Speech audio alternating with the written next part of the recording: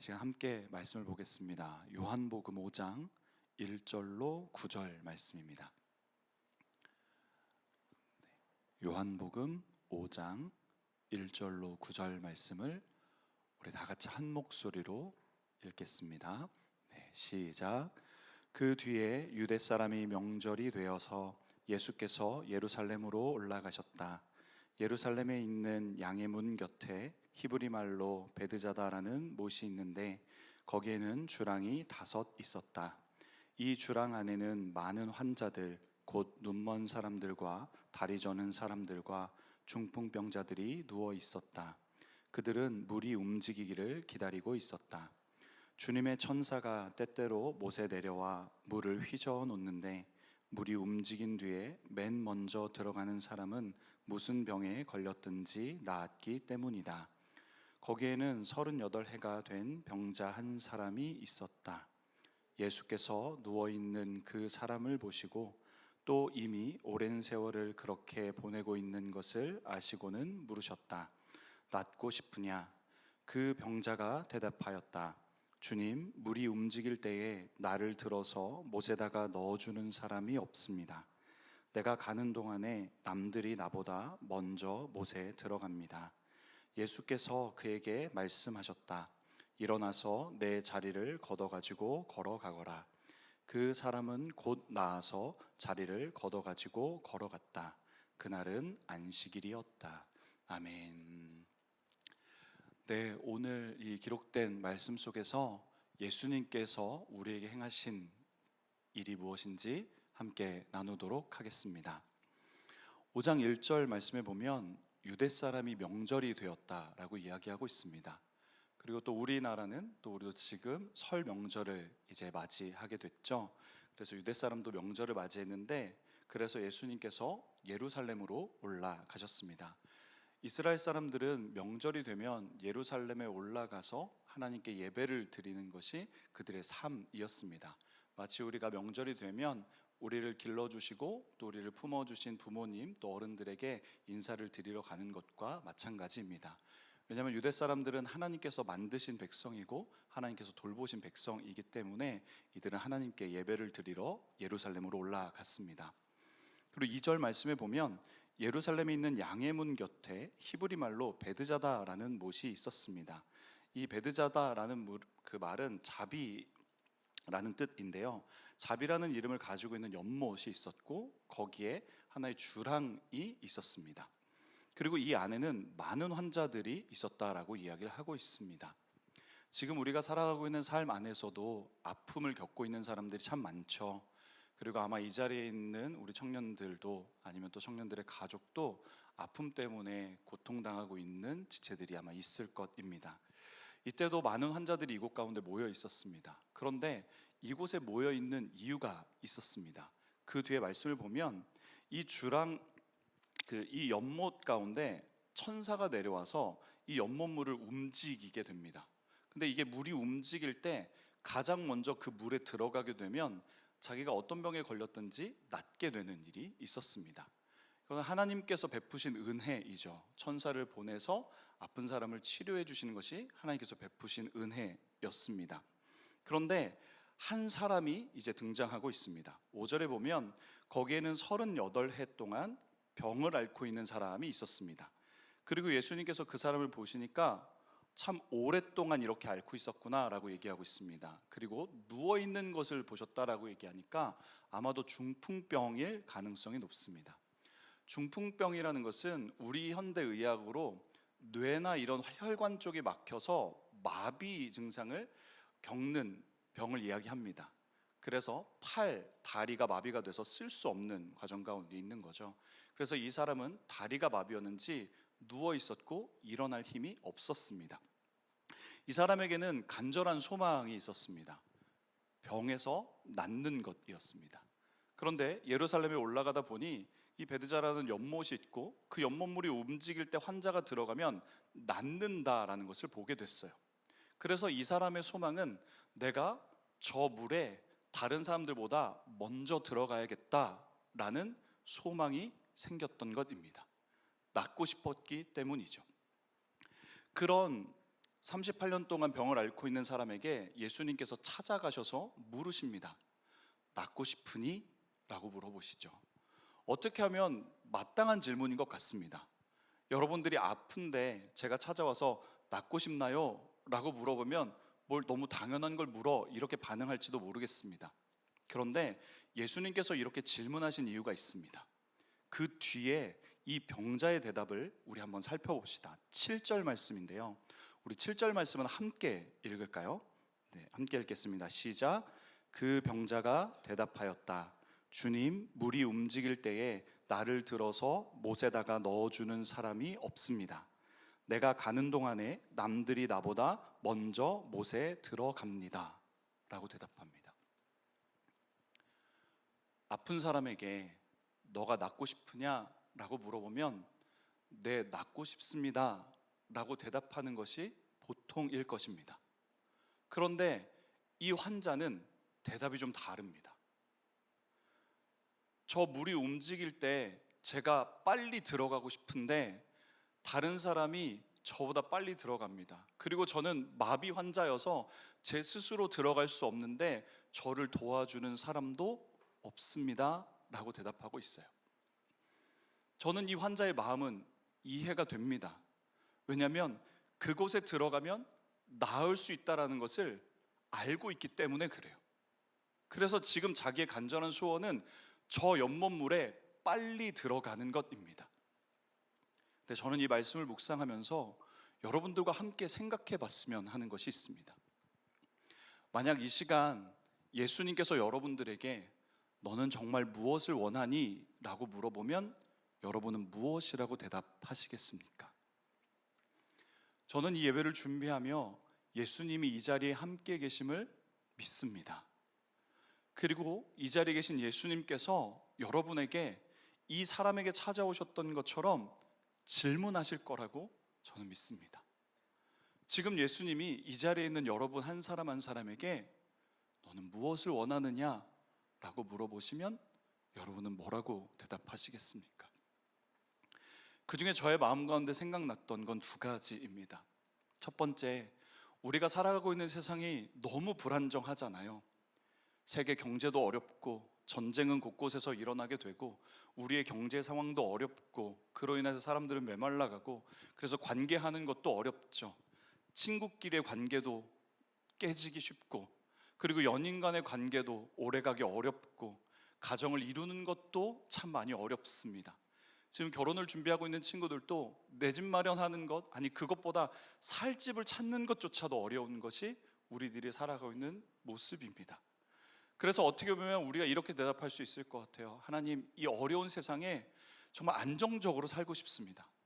뭐 부유하고 뭐 돈이 대단히 많고 뭐 이런 것까지는 바라지 않더라도 그래도 적어도 평범하게 좀 안정감을 가지고 살고 싶습니다 라고 대답할 수 있을지 모르겠어요. 그런데 여러분들이 이 시대의 안정감을 어디서 찾고 있습니까? 자본주의 시대니까 돈에서 찾고 있진 않습니까? 나는 적어도 돈이 없는 비참한 삶을 살고 싶지는 않아. 그래서 비참하지 않을 정도의 돈은 좀 있으면 좋겠어. 아니면 나는 원하는 것들이 있는데 이걸 이루기 위한 좀 재정이 있었으면 좋겠어. 그리고 좀 안정된 집이 있었으면 좋겠고 또 행복한 가정을 꾸릴 수 있는 사람이 있었으면 좋겠어. 그러면 나는 안정감 있게 평안함으로 살아갈 수 있을 거야 라고 생각합니다. 그리고 우리가 살아가는 세상은 마치 이 38년 된 병자가 경험하는 것처럼 재정이 안정적으로 있고 안정적인 인간관계가 있고 살만한 집이 있고 많은 것들이 있으면 평안하고 안정적으로 살아가고 있습니다. 실제로. 그리고 더 그렇게 보입니다. 그래서 지금 우리들의 집중은 어떻게 하면 재정을 벌 수 있을까? 그리고 그 재정을 벌 수 있기 위해서 어떻게 하면 좋은 학교에 들어가 볼까? 그리고 어떻게 하면 안정된 직장에 가볼까? 그리고 열심히 부단히 노력합니다. 그런데 이 환자가 겪고 있는 것처럼 이미 나보다 더 많이 노력하는 사람, 아니면 나보다 어떤 부분들에 더 뛰어난 사람이 먼저 갑니다. 내가 가고 싶은 학교에 다른 친구가 먼저 들어가고 내가 들어가고 싶은 회사에 다른 사람들이 먼저 들어가고 그래서 나는 진정한 안정감을 원하는데 그것이 도무지 내 삶에 이루어지지 않습니다. 그래서 마치 예수님이 찾아오셔서 너의 마음 가운데 진짜 평안함을 원하니? 라고 물어볼 때 예수님, 학교에 들어갈 수가 없어요. 학교에 또 떨어졌습니다. 시험에 또 떨어졌어요. 예수님, 회사에 취직이 안 돼요. 이직을 하고 싶은데 이직도 잘 안 돼요. 만나고 싶은데 만남도 잘 안 돼요. 교제하고 사랑받고 싶은데 만날 사람이 없어요. 가정을 이루고 결혼을 하고 싶은데 재정이 없어요. 집이 없어요. 우리는 이렇게 대답하고 있지는 않습니까?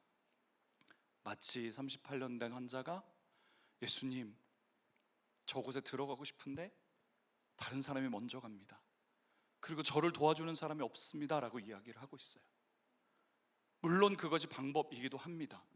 그리고 우리 중에서는 이 연못에 있는 것처럼 하나님께서 은혜를 베푸셔서 그곳 가운데 거하고 은혜를 받고 재정적으로 여유도 좀 생기고 회사에 취직도 하고 학교도 들어가고 이런 은혜를 누리면서 평안을 누리고 있는 사람들도 있습니다. 근데 왜 나는 오랜 시간 동안 잘 안 되지?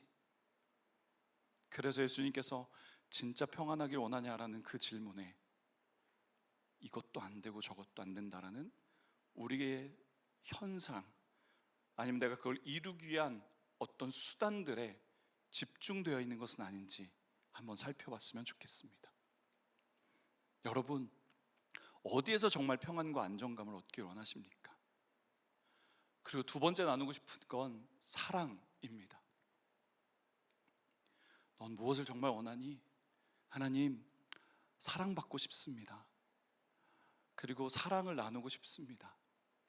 명절이 되었다라고 이야기하는데 누구는 명절에 가서 할머니, 할아버지를 찾아뵙기도 하고 뭐 용돈도 받고 즐겁게 보내기도 하고 친척들을 찾아간다라고 이야기는 하는데, 하나님, 제가 처한 환경은 가정도 깨어지고 갈 곳도 없고 명절이 되면 오히려 더 비참해지는 것이 저의 삶입니다. 사랑받을 만한 가정 환경도 있지 않고 내 사랑을 나눌 만한 사람도 없습니다. 정말 그 사랑을 내가 받고 싶은데, 그리고 사랑을 좀 주고 싶은데 저희 가운데는 그런 게 없습니다. 그래서 예수님, 가정을 좀 이루어주시고 좀 남자친구, 여자친구 좀 만나게 해주시고 만나는데 자꾸 깨지지 않고 좀 그 안에서 많은 사랑도 좀 받기를 원하고, 그리고 가족들이 좀 있었고 가정을 이루고 싶은데 안 됩니다 라고 이야기하고 있는 것은 아닌지 한번 좀 살펴봤으면 좋겠습니다. 그때 예수님은 이 38년 된 병자에게 물어보셨던 것처럼 본질적인 질문을 하십니다. 진짜 낫고 싶으니? 너가 정말 원하는 것은 무엇이니? 그리고 예수님께서는 그 뒤에 이야기하십니다. 일어나서 내 자리를 들고 걸어가라 말씀하십니다. 여러분, 제가 이 시간 말씀을 드리며 간절한 기도는 이 시간 예수님께서 이곳에, 그리고 여러분에게 찾아오셔서 여러분이 지금 매여 있고 눌려 있고 도무지 되지 않는 상황에서 일으켜 주시기를 저는 간절히 기도합니다. 내가 되지 않는, 내 막혀 있는 그 상황 앞에서 예수님께서 그곳에서 일어나서 걸어가라 라고 이야기하시기를 원합니다. 그래서 예수님께서 너에게 정말 참 평안이 있기를 원한다. 세상의 조건들과 다른 사람들이 이야기하는 그것으로 인해서 너의 마음 가운데 안정감이 있는 것이 아니라 내가 너에게 진정한 참 평안을 주기를 소망한다. 내가 너에게 정말 그 평안을 준다 라고 말씀하는 시간 되기를 소망합니다. 그리고 내가 다른 것에서 사랑을 갈구하고 있다면 정말 사랑의 근원이신 하나님은 사랑이시다라고 말씀하신 그 하나님의 사랑으로 여러분들을 채우시기를 간절히 소망합니다. 내가 너를 사랑한다. 내가 너를 사랑한다 라고 하시는 음성이 여러분 가운데 들려지기를 간절히 소망합니다. 여러분들은 안정감을 찾게 될 때, 그리고 다른 사람들과의 관계를 맺게 될 때 보통 어떻게 하고 계시나요? 저의 경험으로 보고 많은 사람들을 좀 살펴보면 그 사람과 관계를 맺을 때 그 사람이 나에게 뿌리 내리기를 바라요. 그리고 나도 그 사람에게 뿌리 내리기를 바랍니다. 그리고 우리 둘이 바른 관계가 또 깊은 관계가 되기를 바랍니다. 그런데 여러분 잘 알고 있죠? 나라는 존재가 안정된 존재인가요? 흔들리지 않는 반석과 같은 존재인가요? 신실한 존재인가요? 그러길 바라지만 그러지 못한 모습이 훨씬 더 많이 있습니다. 내가 그렇기에 상대방도 그렇다라는 것을 알고 있습니다. 그런데 우리가 서로 관계를 맺어가려고 할 때 자꾸 나에게 뿌리를 내리도록 하거나 나도 상대방에게 뿌리를 내리려고 해요. 불안한 건 알지만 딱히 방법을 모르니까 그냥 그렇게 합니다. 그런데 예수님께서 찾아오셔서 우리 가운데 행하신 말씀은 너희가 서로에게 뿌리를 내릴 것이 아니라 변치 않으시고 늘 한결같으신 예수 그리스도께 뿌리를 내리라고 말씀하십니다. 여러분들이 가지고 있는 관계로 가려고 하는 것, 여러분들이 안정적을 취하고 있는 여러분들의 삶의 기반들, 이런 것들에 뿌리를 내릴 것이 아니라 예수 그리스도께 뿌리를 내리면 여러분 그 관계도 예수님 안에서 풍성하게 될 줄을 믿습니다. 그것이 건강한 관계인 거예요. 나도 불안한 존재고 상대방도 불안한 존재이지만 우리 서로로 인하여서가 아니라 우리 가운데 늘 한결같이 계신 그 예수님으로 인하여 우리가 안정되고 그로 인하여서 함께 기쁨을 누릴 수 있는 관계가 예수님 안에서의 형제자매의 관계입니다. 연인 관계도 친구 관계도 부부 관계도 마찬가지입니다. 앞서 설명드렸던 것처럼 내가 안정감을 찾기 위해서 나의 지위나 사회적 기반뿐 아니라 사람들과의 관계도 마찬가지, 사람에게 찾는데 늘 예수님께서는 나에게 오라 라고 이야기를 하고 계십니다. 여러분, 이 예수님의 부르심에 우리가 응답하며 나아갈 수 있게 되기를 간절히 소망합니다. 그런데 이 이야기보다 오늘 여러분들과 진짜 나누고 싶은 이야기는 이 38년 된 병자의 모습입니다. 여러분, 이 38년 된 병자가 예수님을 알았을까요? 예수님을 믿었을까요? 아닙니다. 그 뒷절에 보면 예수님께서 자리를 걷어서 일어나라고 이야기하셨는데 유대 사람이 찾아옵니다. 누가 너더러 지금 안식일에 자리를 걷어가지고 가라고 했냐라고 얘기했을 때 누가 그랬는지 모릅니다. 그 말은 자기가 낫고 싶어서 예수님을 찾은 것이 아닙니다. 그냥 삶의 여건을 보면서 자신을 낫게 할, 그리고 자신의 상황을 좋게 할 것에 그냥 집중되어 있는 상황이었습니다. 그리고 그것도 잘 안 돼서 명절이 됐을 때 그냥 낙심하고 있는 상황이었습니다. 그런데 그 사람에게 예수님이 그냥 찾아오신 것입니다. 믿음이 있어서도 아니고 예수님을 간절히 찾아서도 아닙니다. 그냥 자신의 삶에 너무 어려웠고 너무 절박했고 소망도 없었습니다. 그런데 예수님의 전적인 은혜로 그냥 찾아오셨습니다. 여러분, 이렇게 찾아오시는 분이 우리의 주 예수님이십니다. 여러분들의 지금 마음이 어떠십니까? 여러분들의 지금 삶의 형편은 어떠신가요? 간절히 바라고 있는 것은 어떻게 되고 있으십니까? 이 환자처럼 열심히 교회 다니고 기도도 되게 많이 해봤는데 안 돼서 이제는 예배를 드리는 것도 계속 드려야 될까? 내가 교회를 계속 나오는 게 맞을까?